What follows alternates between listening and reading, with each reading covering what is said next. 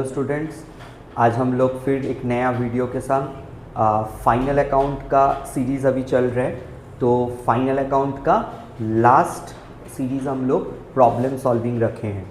तो पहला हम लोग का था इंट्रोडक्शन, सेकंड हम लोग का था एडजस्टमेंट और फाइनली हम लोग फाइनल अकाउंट का सम्स में आए हैं।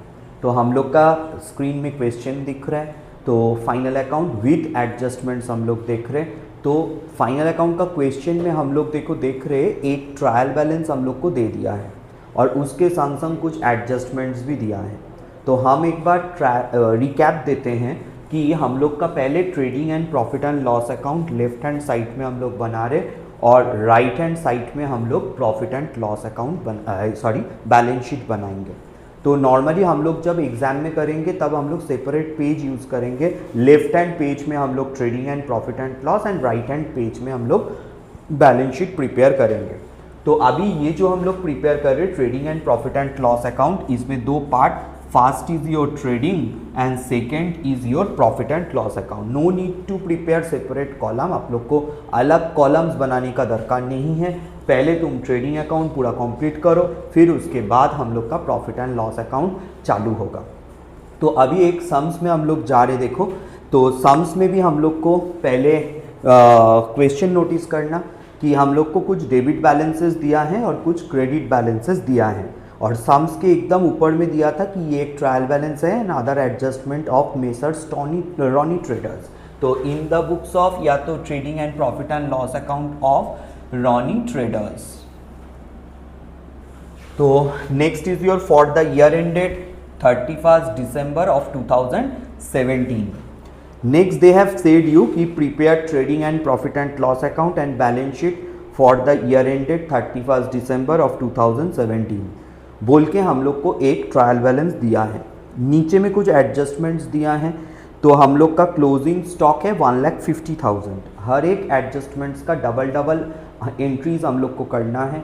इसका ठीक सेकेंड वीडियो जो हम लोग किए थे उसमें हम लोग का एडजस्टमेंट्स डिस्कस हुआ है। नेक्स्ट क्या बोल रहे हैं, point number 2, wages owing, insurance paid in advance, depreciation on furniture, printing and stationery हम लोग कैरी फॉरवर्ड कर रहे हैं और हम लोग का create a provision for discount on debtor and creditor 2% and create a provision for doubtful debt 5% on debtor. Next is your a credit purchase of 2,000 and credit sales of rupees 4,000 was not recorded in the books of account. तो debtor और creditor related adjustments दे रहे। Next, deposit with the bank on 1st October of 2017 at an interest of 8% per annum. तो जो deposit किए उसके ऊपर हम लोग को interest रिसीव होगा, तो उसमें adjustments दिया है। तो पहले हम लोग एक एक करके आइटम्स पहले लिख लेंगे, मतलब हम लोग का ट्रायल बैलेंस का सारे आइटम्स पहले तुम्हें नोट डाउन करना है। ओके, और मेरा वे ऑफ डूइंग कैसा होगा, हम लोग पहले ट्रायल बैलेंस के सारे आइटम्स पहले लिख लेंगे और उसके बाद हम लोग एडजस्टमेंट्स करेंगे। ओके, तो हम लोग पहले एसेट्स को एक बार डिवाइड कर देते हैं। पहले हम लोग का फिक्स्ड एसेट्स होता है और फिर हम लोग का करेंट एसेट्स होता है, करेंट एसेट्स होता है और इस तरफ होगा हम लोग का करेंट लाइबिलिटीज और इधर होगा हम लोग का कैपिटल। तो अभी हम लोग आइटम एक एक करके चालू कर रहे हैं। At first cash at bank, तो कैश एट बैंक में कोई एडजस्टमेंट हम लोग पढ़ नहीं रहे थे, तो कैश एट बैंक बोल के 16,000 डायरेक्ट अमाउंट के कॉलम में, मतलब if this is my amount column तो डायरेक्टली अमाउंट के कॉलम में हम लोग को पुट कर देना है। Next is your printing and advertising, तो प्रिंटिंग एडवर्टाइजमेंट मेरा प्रॉफिट एंड लॉस में जाता है, तो प्रिंटिंग एंड एडवर्टाइजमेंट इसमें भी कोई एडजस्टमेंट नहीं है, तो एज इट इज़ पुट कर देना है। सब समय ध्यान में रखना, जहाँ जहाँ आइटम्स हम लोग लिख रहे पहले पूरा आइटम्स नोट डाउन कर लो, उसके बाद एक एक करके एडजस्टमेंट्स के ऊपर गौर करो। Next is your interest on bank loan, तो to interest on bank loan, तो इसमें इंटरेस्ट में एडजस्टमेंट है, तो एक बार इसको अंदर में रखते हैं 1800। Again this is my amount column, तो इसको थोड़ा अंदर में रखना होगा हम लोग का 1800। ओके, नेक्स्ट उसके बाद क्या बोल रहे हैं, डेटर्स 48,800, तो डेटर्स में हम लोग पढ़ रहे थे एडजस्टमेंट है, debtor is our current assets, तो हम लोग करेंट एसेट्स में पुट किए। Next is your salaries, salaries again मेरा indirect expenses to salaries, amount of salaries हम लोग को 10,000 दिया था, कोई एडजस्टमेंट नहीं है, तो डायरेक्ट हम लोग अमाउंट के कॉलम में पुट किए। Next is your wages, now wages हम लोग का ट्रेडिंग अकाउंट में आता है, तो टू वेजेस, वेजेस में लेकिन एडजस्टमेंट दिया था तो इनर कॉलम लिखोगे 8600। नाउ यू ऑल में आस्क मी कि वेजेस को नीचे करके क्यों लिखे, बिकॉज करते करते ये हैबिचुएट हो जाओगे तुम लोग। ओपनिंग स्टॉक सब समय ट्रेडिंग अकाउंट के फास्ट आइटम होता है, नेक्स्ट होता है हम लोग का परचेज, उसके बाद तुम कोई एक्सपेंसेस डाल सकते हो, इसलिए एटलीस्ट 3 लाइन 4 लाइन छोड़ के ही हम लोग लिखेंगे ताकि इस सीरियल हम लोग का मेंटेन हो सके। जैसे कि ओपनिंग स्टॉक का जगह रहेगा, परचेज लेस रिटर्न्स का जगह रहेगा, उसके बाद कोई भी आइटम हम लोग पुट कर सकते हैं। नेक्स्ट आफ्टर दैट रेंट, अभी रेंट में हम लोग का कोई एडजस्टमेंट नहीं था, इनडायरेक्ट एक्सपेंसेस, इसलिए profit and loss account. Next freight and carriage, ये हम लोग का ट्रेडिंग में ही आएगा। फ्रेट लास्ट हम लोग वीडियो में सीख रहे थे कि फ्रेट एंड कैरेज हम लोग का डायरेक्ट एक्सपेंसेस है, इसलिए डायरेक्ट एक्सपेंसेस पुट कर दिए। नेक्स्ट उसके बाद हम लोग जा रहे तुम्हारा परचेजेस, नाउ परचेजेस हम लोग डेबिट में लिखेंगे to purchases.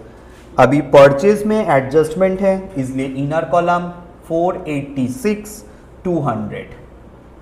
Next after that sales return, now sales return हम लोग का सेल्स से माइनस होता है, तो सेल्स से लेस होगा सेल्स रिटर्न। सेल्स जब आएगा तब हम लोग लिखेंगे, no need to get it find कि कहाँ सेल्स है, चलो उसको ढूंढते हैं पहले लिख देते हैं, ऐसा कुछ नहीं, जब आएगा तब हम लोग लिखेंगे। तो हम लोग के पास सेल्स रिटर्न आया पहले, तो हम लोग उसी को लिखते हैं 17,200। Next after that opening stock, तो ओपनिंग स्टॉक का जगह एकदम फास्ट में to opening stock, amount of opening stock 93,600। Next after that drawings, now drawings हम लोग का कैपिटल से लेस होगा, तो drawings to be deducted from your capital. Next after that deposits with bank, now deposit with bank is our assets, because हम लोग जो पैसा बैंक में रखते हैं इन फ्यूचर उसको इंटरेस्ट के साथ मिलेगा, तो डिपॉजिट विद बैंक मेरा एसेट्स हुआ, तो assets is your 60,000। Next after that cash in hand, again assets, cash in hand which is your 760। Next is your postage and telegram. Now postage and telegram is our expenses. तो postage 940. Traveling expense again it is our expenses. तो traveling expense which is 4660. Next is your insurance, again expenses but having adjustment, insurance which is your 1200. अच्छा insurance में adjustment था तो get it in inner column. Next is your audit fees, again expenses, तो audit fees amount is 1400। General expense again expenses 7820। Discount again loss, तो debit discount 15080। अभी एक चीज़ बोल देते हैं स्टूडेंट्स कि डिस्काउंट बहुत टाइम अलाउड भी हो सकता है, रिसीव भी हो सकता है। नॉर्मली फाइनल अकाउंट में जो ट्रायल बैलेंस हम लोग को दिया है, अगर डेबिट साइड में हम लोग का डिस्काउंट रहे तो ऑब्वियसली पीएल के डेबिट में होगा, और अगर क्रेडिट में हम लोग का दिया रहे तो प्रॉफिट एंड लॉस के क्रेडिट में ही होगा। ये दोनों कभी अपने जगह चेंज नहीं होता है, because discount allowed is our loss, profit and loss के डेबिट में ऑल एक्सपेंसेस एंड लॉसेस आता है, इसलिए डेबिट में हम लोग उसको पुट करते हैं। और discount receive is our gain, इसलिए क्रेडिट में इनकम्स एंड गेन्स आता है, तो इसलिए उसको क्रेडिट में हम लोग पुट कर रहे हैं। नेक्स्ट उसके बाद फिर दिया है furniture. Now furniture is our assets, now furniture is having depreciation, तो इसको एक बार इनर कॉलम में रख रहे हैं। Next is your investment, now investment में कोई एडजस्टमेंट्स था नहीं, तो हम लोग अमाउंट कॉलम में डायरेक्टली लिख दे रहे। तो हम लोग अभी तक क्या सीखे ना, डेबिट ऑल एक्सपेंसेस होता है, इसलिए ट्रेडिंग या तो पीएल के डेबिट में ये सारे चीज़ बैठता है, और एसेट्स हम लोग का डेबिट बैलेंस होते हैं, इसलिए सारे एसेट साइड में ही हम लोग पुट किए।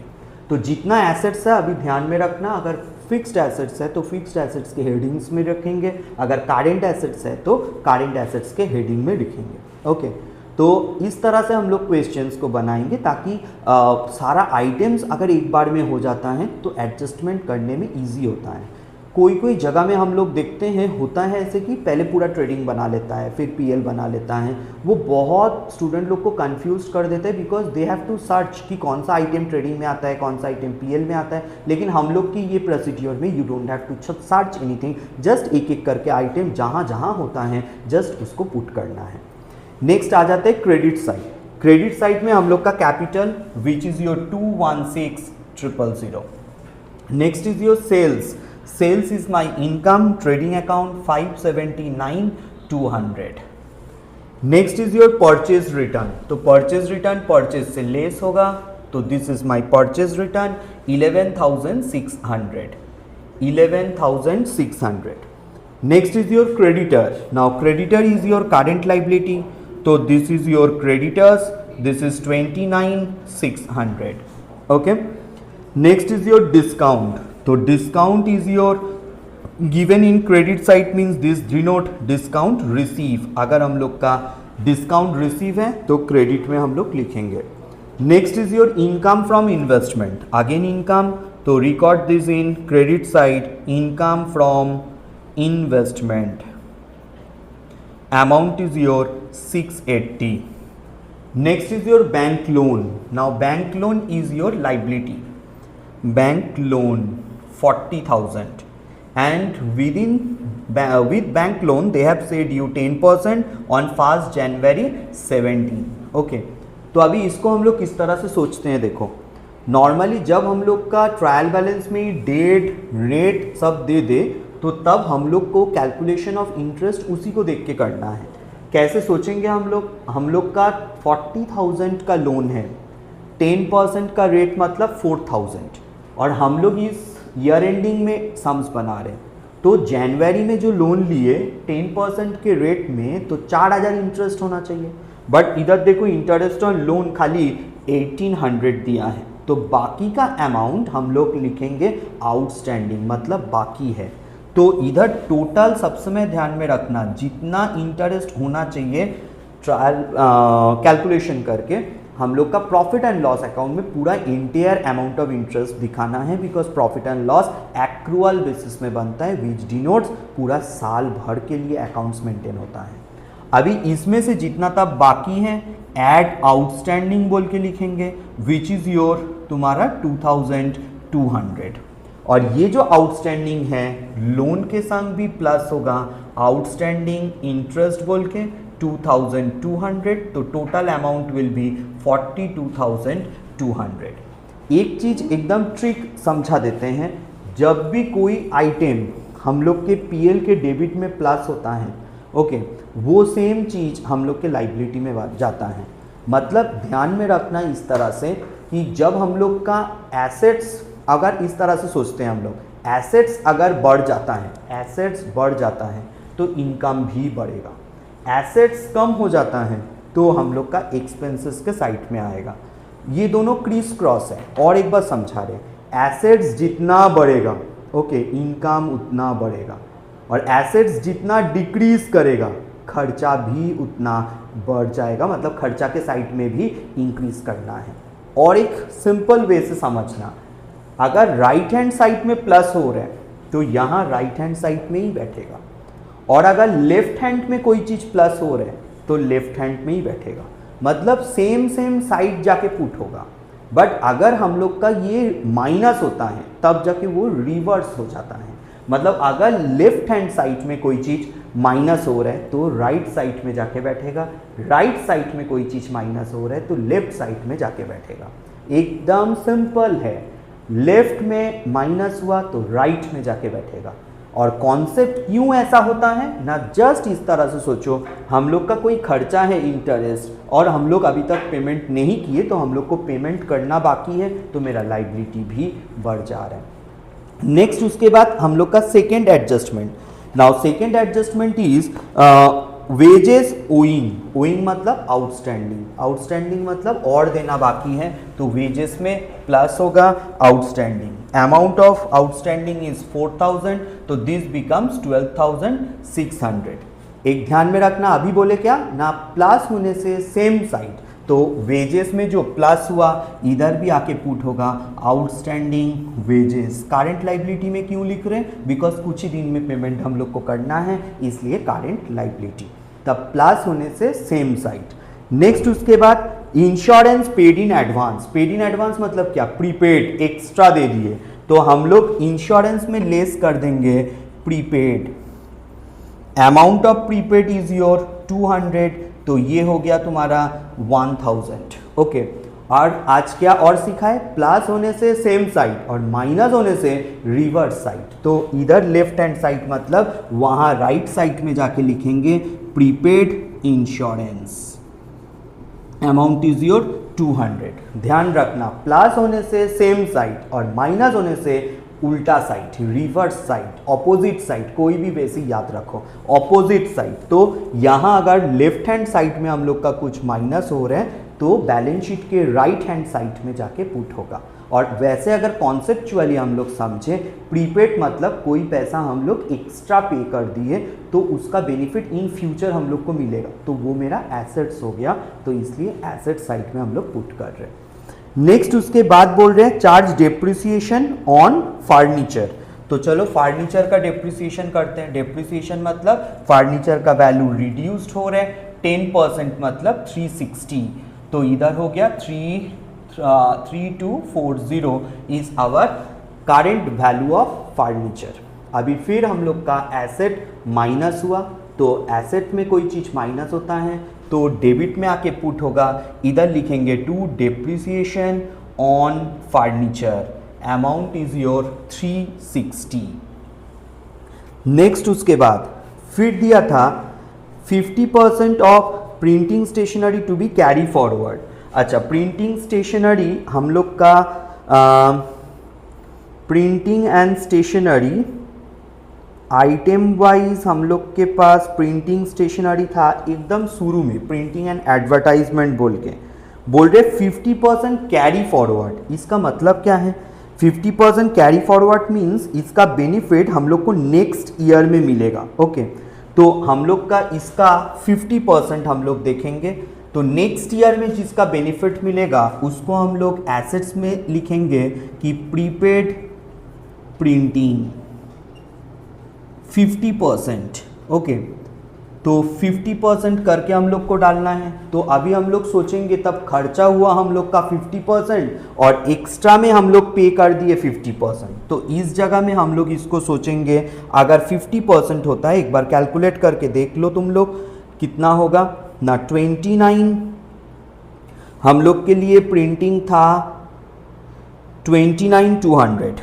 तो 29,200 अगर 50% करें तो 14,600, तो इधर भी एक बार आएगा 14,600, इधर भी आएगा 14,600। तो और एक बार समझा रहे स्टूडेंट्स कि प्रिंटिंग स्टेशनरी हम लोग का जो था बोल रहे 50% नेक्स्ट ईयर में उसको बेनिफिट्स मिलेगा, तो वो तो मेरा एसेट्स हो गया। आज तक कितना हुआ, टोटल अमाउंट में आधा खर्चा हुआ और आधा का बेनिफिट नेक्स्ट ईयर मिलेगा, तो हम लोग उसको स्प्लिट कर दिए कि प्रिंटिंग एडवर्टाइजमेंट आधा इधर हो जाएगा और आधा हम लोग का बैलेंस शीट में पुट करना है।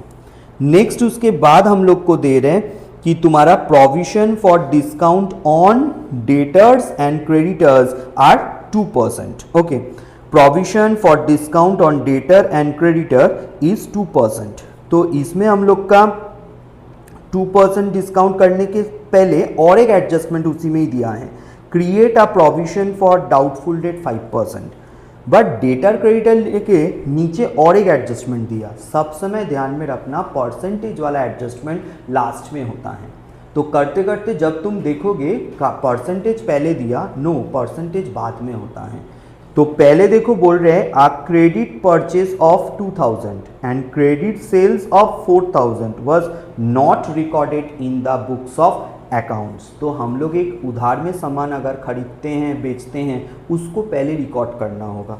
तुम लोग पूछ सकते हो सर आपको कैसे पता चला कि ये डेटर क्रेडिटर्स में ही होता है? बिकॉज जब हम लोग उधार में सामान खरीदते हैं जिससे खरीदते हैं उसको बोलते हैं क्रेडिटर्स, और जिसको हम लोग उधार में बेचते हैं उसको बोलते हैं हम लोग डेटर्स। ओके, तो इसमें हम लोग उधार में कितना सामान सेल किए, देखो हम लोग को बोल रहे हैं कि हम लोग सेल किए थे 4000, तो प्लस होगा credit cells which is your 4000, और इधर भी हम लोग डेटर्स में प्लस करेंगे पहले credit cells which is your 4000, और क्रेडिट परचेज भी था सम्स में 2000 का, तो परचेज में प्लस होगा credit purchase which is your 2000, और क्रेडिटर्स में भी ये प्लस होगा। तो सिंस हम क्रेडिटर को आउटर कॉलम में लिख दिए उसको एक बार अंदर में पहले लिख देते हैं क्रेडिटर्स, और उसमें प्लस करना credit purchase which is your 2000, तो दिस कम्स टू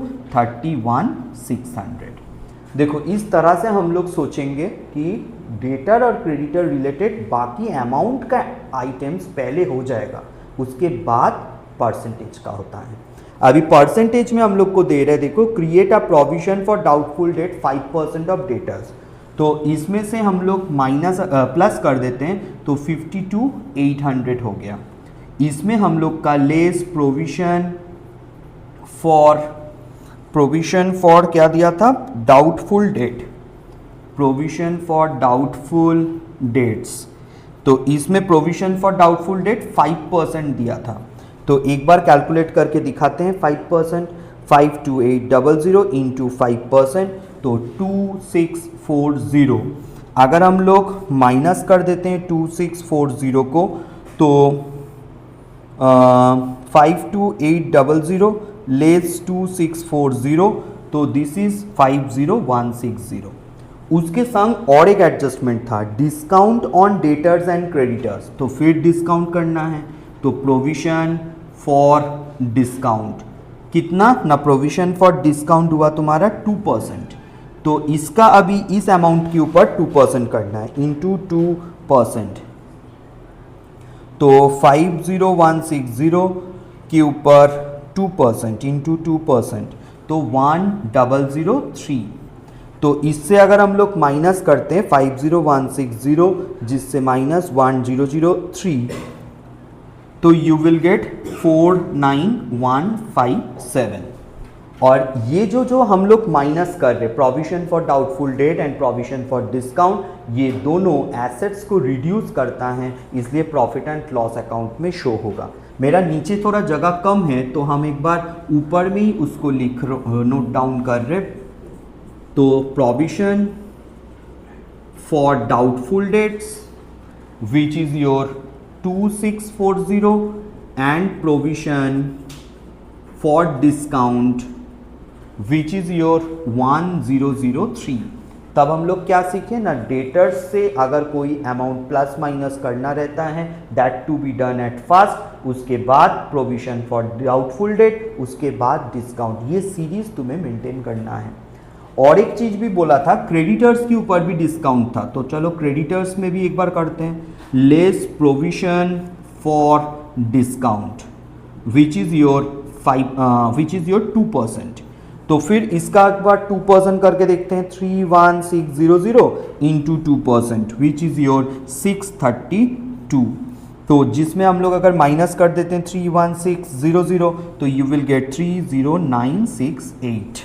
ओके, तो इसमें हम लोग का अभी जो लाइबिलिटी रिड्यूस हुआ वो हम लोग का इनकम एंड गेन, तो क्रेडिट साइड में हम लोग लिखेंगे provision for discount which is your 632। तो इस तरह से हम लोग सोचेंगे डेटर से भी लेस एंड क्रेडिटर से भी लेस होगा। बट ध्यान में रखना डेटर एसेट से लेस होना मतलब खर्चे होते हैं तो डेबिट में लिखेंगे, लाइबिलिटी से माइनस हो रहा है मतलब मेरा इनकम, तब हम लोग क्रेडिट में पुट करेंगे। ओके, नेक्स्ट हम लोग देख रहे हैं और क्या एडजस्टमेंट्स दिख रहे हैं। लास्ट बोला था हम लोग का deposits made with bank on 1 October of 17। Notice करो, डिपॉजिट्स मेड विद बैंक मतलब हम लोग जो ये बैंक में डिपॉजिट किए थे, डिपॉजिट्स विद बैंक 60,000, इसका रेट ऑफ इंटरेस्ट दिया है 8%। अभी हम लोग क्या जानते हैं, अगर डिपॉजिट्स किए हैं 60,000, 8% अगर रेट ऑफ इंटरेस्ट है और डिपॉजिट किए थे अक्टूबर में, मेरा तो ईयर एंडिंग चल रहा है दिसंबर में, तो अक्टूबर नवंबर दिसंबर 3 मंथ्स के लिए हम लोग को सोचना है, तो इंटू 3/12, तो 1200 हुआ इंटरेस्ट। तो डिपॉजिट विद बैंक में कोई इंटरेस्ट का सम्स में दिया ही नहीं था, मतलब पूरा मिलना बाकी है, तो हम लोग लिखेंगे ऐड एक्रूड इंटरेस्ट, जो कि तुम्हारा 1200 और दोनों मिला के हम लोग का 61,200। अभी फिर देखो, एसेट्स में प्लस हो रहा है एक्रूड इंटरेस्ट, जितना प्लस होगा वो पीएल के डेबिट में आके पुट होगा। Accrued interest on deposits amount is your 1200।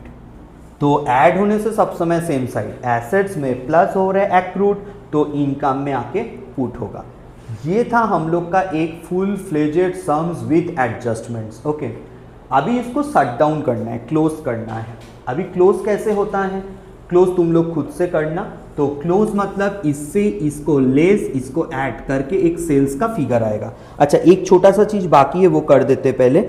Adjustment number 1 था हम लोग का closing stock, which is your 1,50,000। Closing stock कहाँ कहाँ लिखते हैं, एक बार ट्रेडिंग अकाउंट में लिखते हैं closing stock which is your 1,50,000, और एक बार क्लोजिंग स्टॉक अपना एसेट्स होता है तो करेंट एसेट्स में लिखोगे क्लोजिंग स्टॉक 1,50,000।